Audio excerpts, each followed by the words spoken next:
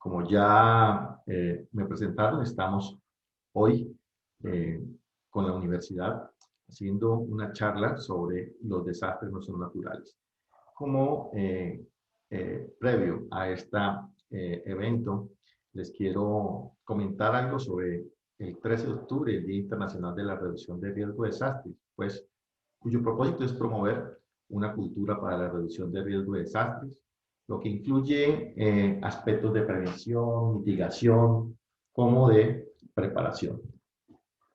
Se trata de una oportunidad, pues, para reconocer los avances realizados en materia de reducción del riesgo de desastres y la reducción de pérdidas de vidas, de medios de subsistencia y de salud, en línea con el objetivo del marco de Sendai para la reducción de riesgo de desastre 2015-2030, adoptado pues en la tercera Conferencia Mundial de las Naciones Unidas para la reducción de riesgo de desastre celebrada en Sendai, Japón, el año 2015.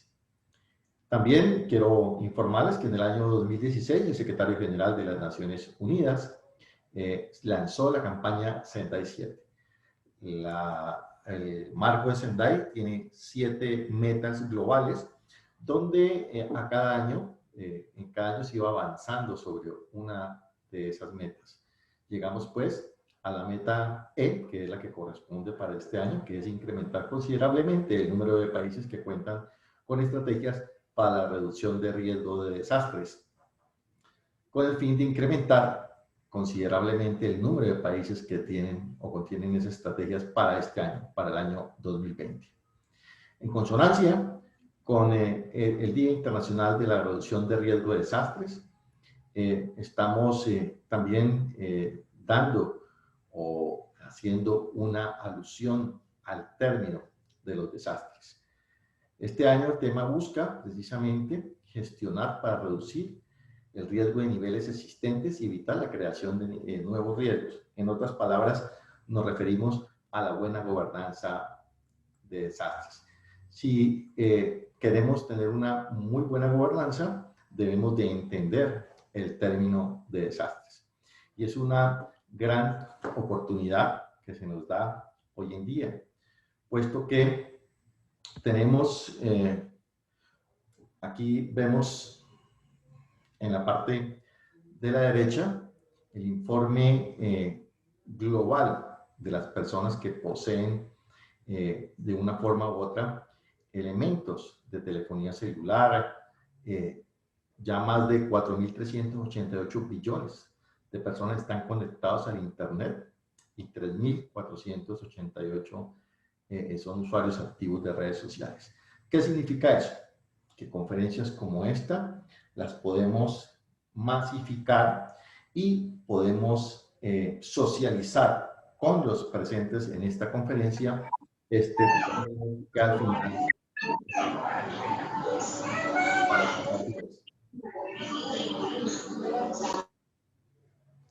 bueno, vamos entonces a empezar con el concepto. Sabemos que las palabras tienen poder y los conceptos, en la manera de la cual utilizamos las palabras, va marcando la interpretación que tenemos y por lo tanto las decisiones que tomamos y las acciones que se llevan a cabo.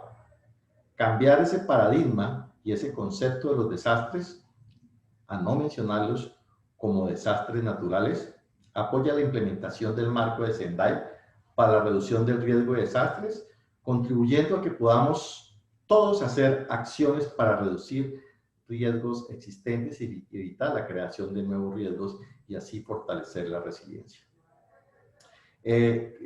Tenemos una primera encuesta y por favor le pido a nuestro administrador que si puede lanzar esta primera encuesta mientras que termino este tema introductorio, solamente para saber la opinión de los presentes sobre los desastres. El webinar de hoy es un aporte a ese cambio de paradigma. Pretendemos contribuir con elementos prácticos, elementos para una conversación y para hacer ese cambio de mentalidad. El cómo del nombre de una temática es importante, porque pues precisamente para abordarla con una terminología adecuada, nos resultará en decisiones y comportamientos adecuados. Si la abordamos con una terminología inadecuada, podemos tomar decisiones inadecuadas. Al seguir nombrando los desastres como naturales, estamos dejando de lado el conocimiento científico actual de la misma dinámica del planeta. El punto central de esta campaña que estamos realizando de nombrar que los desastres no son naturales es que el uso de la palabra natural para describir los desastres puede dar la impresión que estos son inevitables y que las acciones humanas pueden hacer poco o nada para prevenir o mitigar los impactos de los desastres.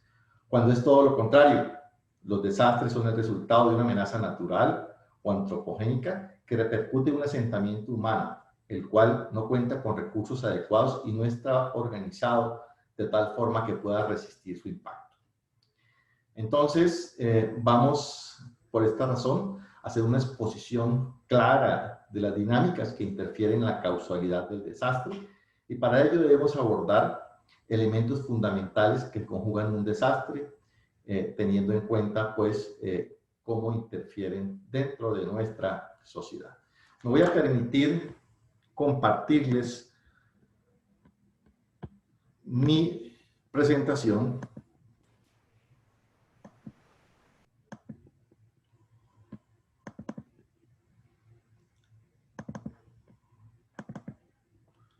¿Estamos viéndola todos? La vemos bien por aquí, estimado maestro. Ok, perfecto. Bueno, ya estamos con la encuesta. Listo, perfecto. Entonces, vamos a iniciar esta presentación en la manera de que llegó ya la hora de decirle adiós a los desastres naturales. ¿Y cómo vamos a empezar o cómo vamos a concluir este tipo de afirmación? Llegó la hora de decirle adiós a los desastres naturales. Entonces, para decirle adiós a los desastres naturales, debemos iniciar por conocer qué es un desastre. Y todos los desastres están relacionados con un proceso de construcción social. El desastre, en términos de definición, es una perturbación grave del funcionamiento de una comunidad o una sociedad, a la cual, a cualquier escala, debido a acontecimientos peligrosos que interactúan con las condiciones de exposición, vulnerabilidad, capacidad y que conduce a una o más de las siguientes situaciones: pérdidas e impactos humanos, materiales, económicos y ambientales. Si bien es cierto, el desastre contiene unos elementos importantes, el riesgo de desastre contiene peligro, exposición, vulnerabilidad y capacidad. Los peligros pueden ser de orden biológico, ambiental, geológicos, geofísicos, hidrometeorológicos y peligros tecnológicos. Esta definición, pues, nos deja muy en claro que los peligros pueden ser naturales, pero los desastres no. Esto no fue siempre así. La conceptualización de los desastres en la Oficina de las Naciones Unidas con los diferentes compromisos globales que se han dado desde 1971, cuando empezó la Oficina de Coordinación de Naciones Unidas para el Socorro en casos de desastre UNDRO, hasta la época hemos tenido una variación precisamente de la conceptualización de los desastres. La primera oficina coordinadora de las Naciones Unidas fue una resolución para responder a los desastres naturales. Mira, llamábamos desastres naturales. A través del tiempo se fueron consolidando y se fueron cambiando estos conceptos a través de la primera vez que aparecen en la Estrategia Internacional para la Reducción de Riesgo de Desastres, donde ya se hablaba de una vulnerabilidad social y se hablaba de peligros naturales.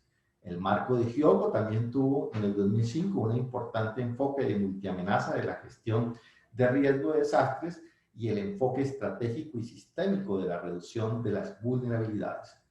Para terminar, pues, con nuestro último ruta norte de la gestión de riesgo de desastres, el marco de Sendai, donde ya los desastres son causados por peligros naturales y provocados por el hombre. O sea, ya aquí ya tenemos que el desastre es una construcción o un constructo social.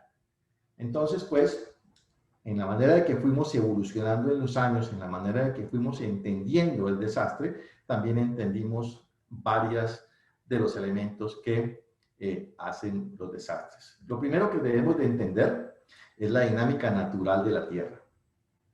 La dinámica natural de la Tierra de transformación inició hace unos 4.500 millones de años como una roca incandescente y no se ha detenido hasta la fecha, llevando consigo cambios frecuentes producto de la energía en movimiento.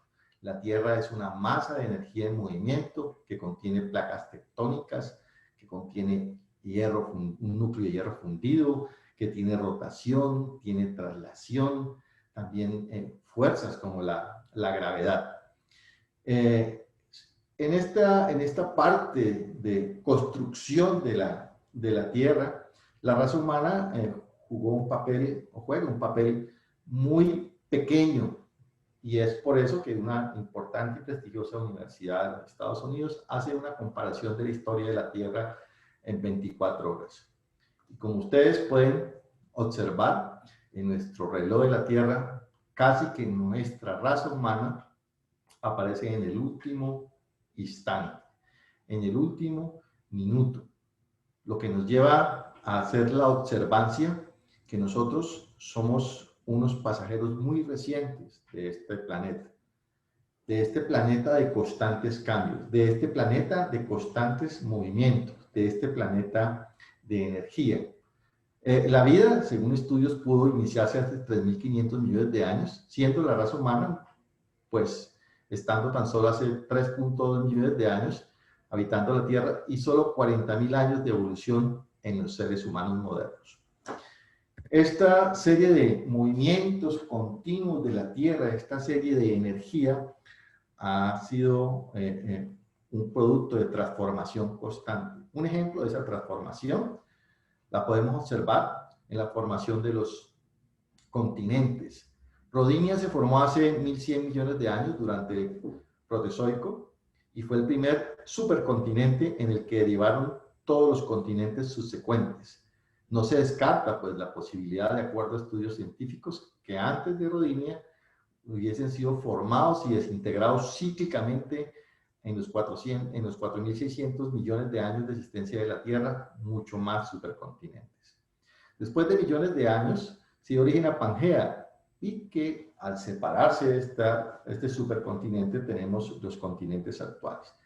Pero la Tierra no ha parado. La Tierra es un planeta dinámico. Continuamos moviendo. Esos continentes se continúan moviendo.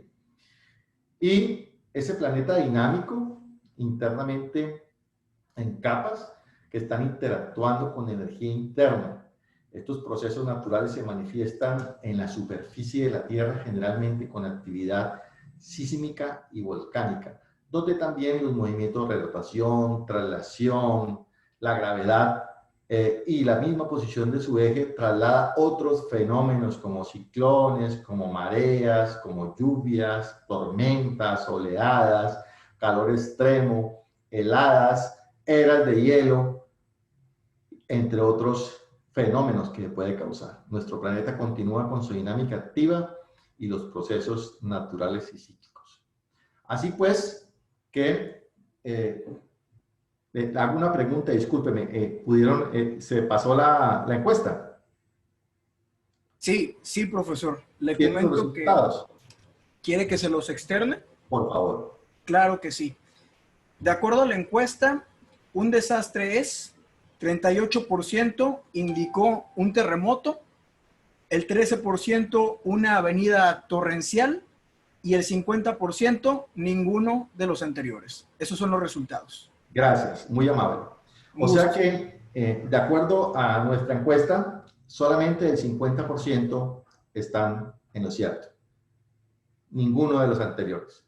Yo les hago una connotación y por eso hicimos esta encuesta, porque generalmente cuando uno pregunta en un ámbito cultural o un ámbito público qué es un si alguien puede nombrar un desastre, a veces dicen un terremoto, a veces dicen una avenida torrencial.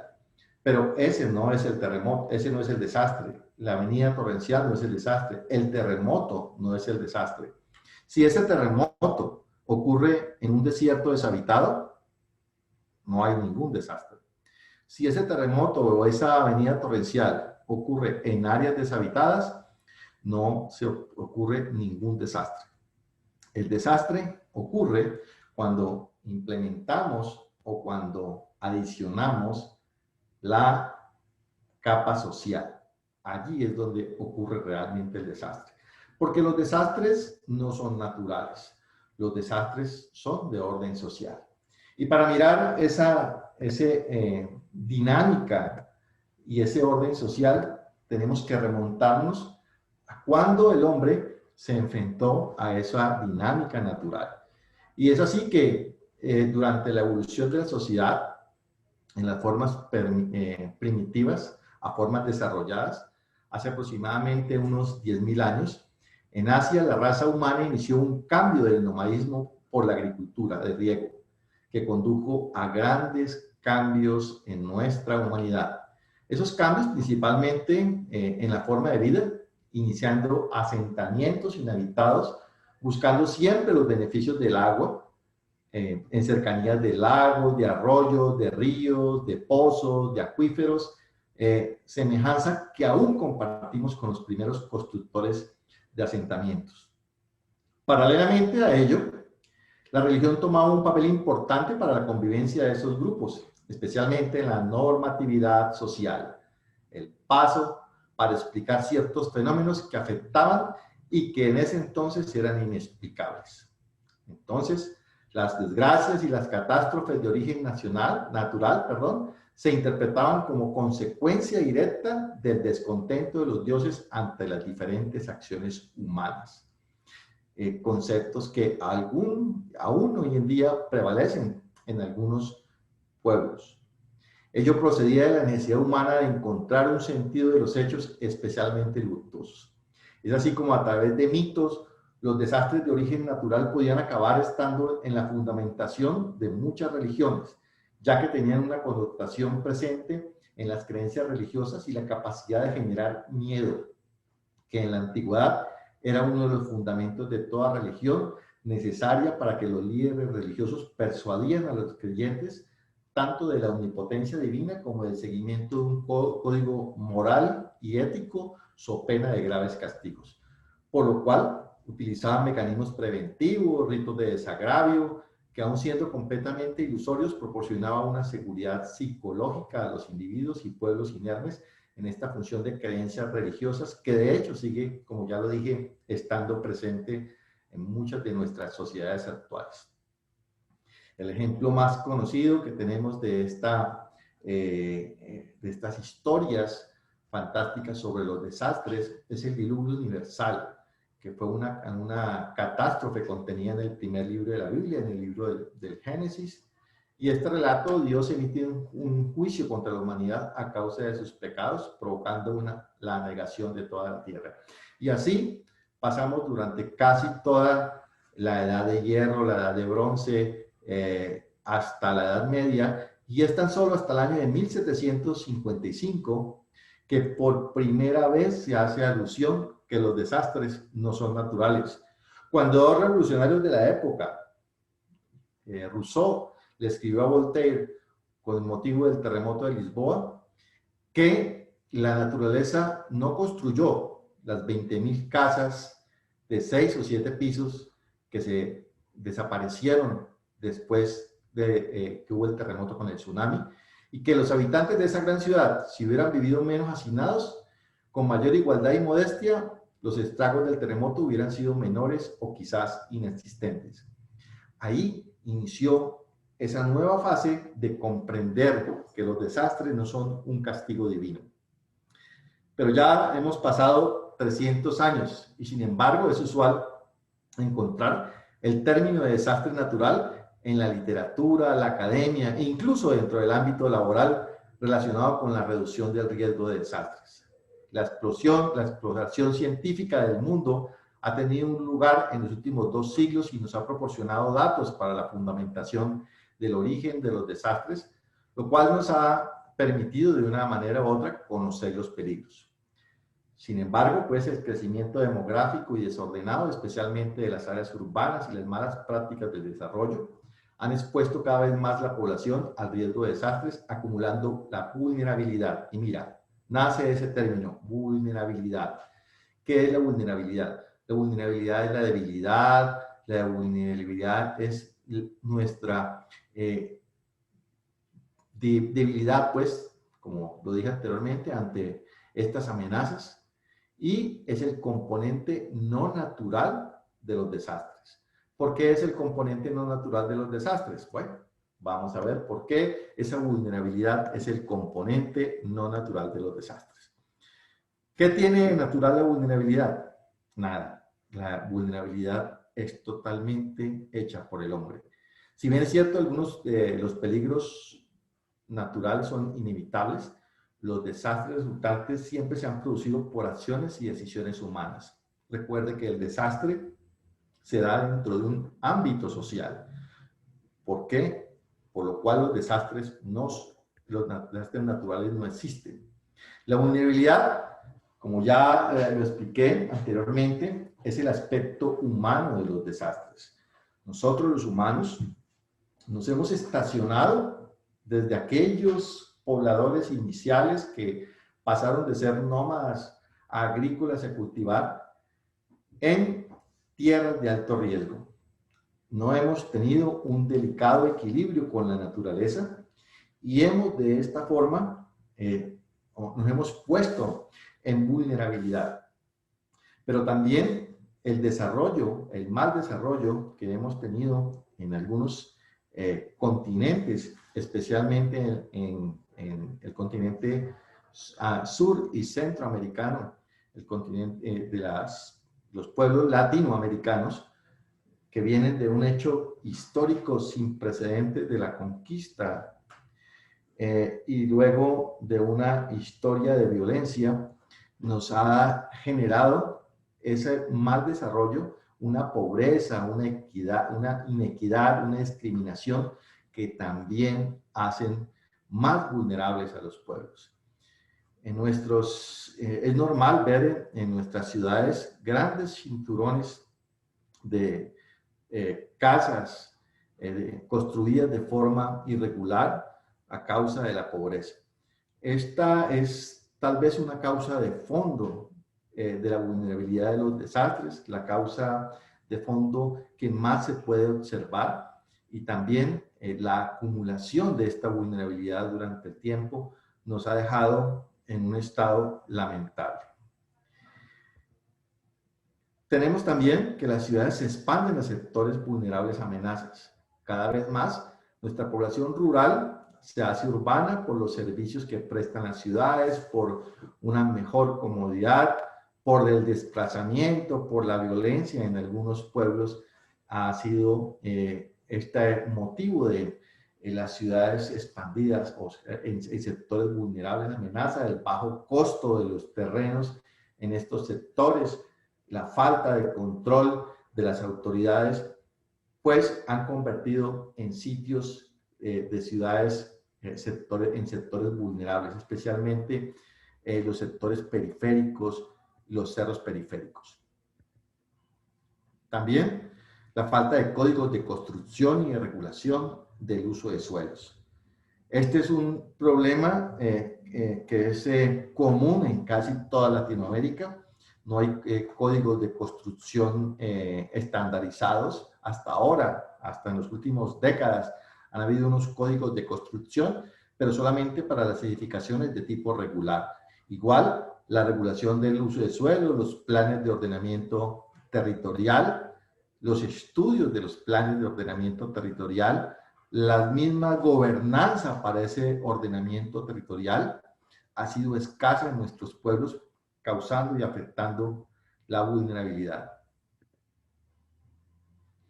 La degradación ambiental aumenta el riesgo de las enfermedades zoonóticas y es precisamente este año donde hemos sentido la humanidad el rigor de esa degradación ambiental, ya que ha pasado el COVID-19, que es un virus de origen de un murciélago, mutó a un humano, mutó a otra especie por esta degradación ambiental. Cada vez que degradamos, que deforestamos, que acabamos con más ecosistemas, nos estamos acercando a otro tipo de seres que contienen enfermedades de orden biológico y que pueden ser fácilmente transmitidas al hombre, y pues nos ha causado el COVID-19 pérdidas económicas a los países, pérdidas económicas personales, pérdidas de vida, enfermedades, etcétera, lo que ha detenido el mundo. Esto es precisamente a causa de la degradación ambiental. Otro aspecto importante que hemos realizado nosotros como humanos en esa construcción social del riesgo es la devastación de ecosistemas. Tenemos un ejemplo claro con la destrucción de manglares que pues destruyen la capacidad de esos manglares de resistir precisamente las mareas provocadas por tormentas, porque los terrenos al lado del mar son más caros, los apartamentos son más caros, y precisamente este afán monetario ha hecho que también empecemos o ya llevemos un largo periodo destruyendo la naturaleza y por ende colocándonos vulnerables o haciéndonos vulnerables ante los efectos de estos fenómenos de orden natural. Así pues, la vulnerabilidad ante los desastres es el resultado de las decisiones que tomamos. De todos los ejemplos que coloqué, ¿alguien puede afirmar si algo de esos ejemplos es natural? No. Todo es constructo social. Toda la vulnerabilidad que nos lleva a tener un desastre ha sido construida por el hombre, por lo cual el término de desastres naturales está mal acuñado. Los desastres no son naturales. Los desastres son de origen natural, pero siempre son sociales. Para reducir el riesgo de desastres, debemos de entender este concepto muy bien, debemos de aplicar este concepto muy bien, y por ende es un compromiso de todos iniciar a trabajar precisamente en la reducción del riesgo de desastres.